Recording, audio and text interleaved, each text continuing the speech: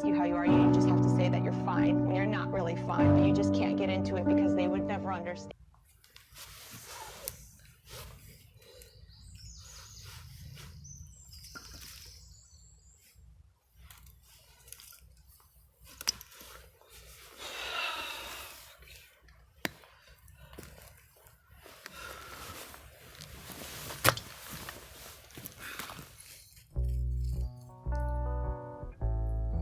Hello fellow bushcrafters.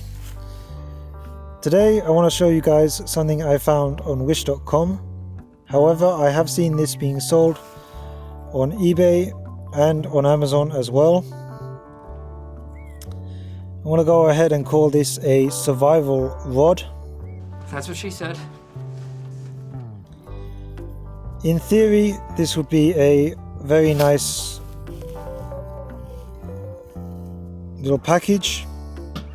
That's what she said.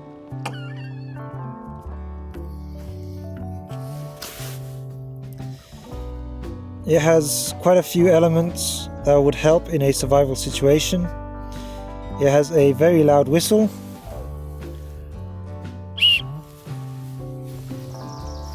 That was not full strength. Let's see if I can get it a bit louder.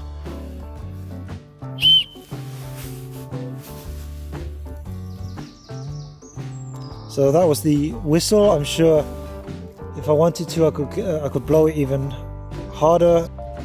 That's what she said. Michael. Make it louder. However, there are some dog walkers and hikers about, so I'm not keen to attract attention. There is a compass on this end, and there are 3 compartments inside of this rod. Behind the whistle is a ferro rod. Behind the compass, something that I think is useless to survival, is a glass breaker. In my opinion, this space would have been better used to store some fire starting material. For example, a small block of magnesium, or some shavings of fat wood, or even just a bundle of twine. And underneath the clip here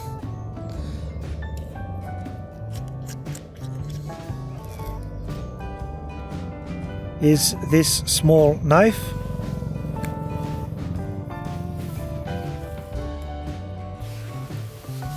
So just to let you know, I was trying to feather stick hazel, and the vast majority of the feather sticks that I was trying to ignite were not actually made with this knife because it was so bad. I was actually I ended up using my keyring knife. I kind of wish I had another knife on me. I could have made some decent feather sticks, and again, I'm sure I could have made a fire that way.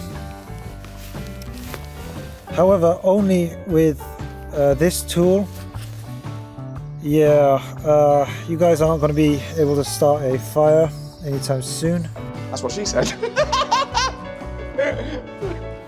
This knife is definitely the biggest failure in this particular product. However, the ferro rod is not much better. The ferro rod is held in by a small amount of thread and kept coming loose. The ferro rod handle, the whistle, is slippery and uncomfortable to hold. That's what she said. So yeah, this didn't really help much in starting a fire. As I said, I really believe that the space under the compass would have been better used for some kind of tinder, or some kind of fire starting material. And yeah, the knife. I do not believe this steel is hardened. It doesn't hold an edge at all. I've tried various different tools to sharpen it, and Yep, it's not sharp at all. Useless for feather sticks.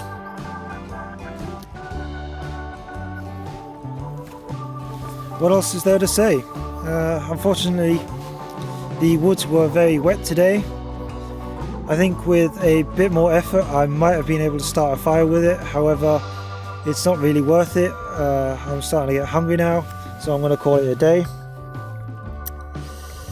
Had the woods been a bit drier, if this was the middle of summer, I'm sure I would have been able to start a fire, but it wouldn't really have been any thanks to the knife part. It would have just been using the ferro rod and the spine, which I gotta say is a decent scraper, to be fair.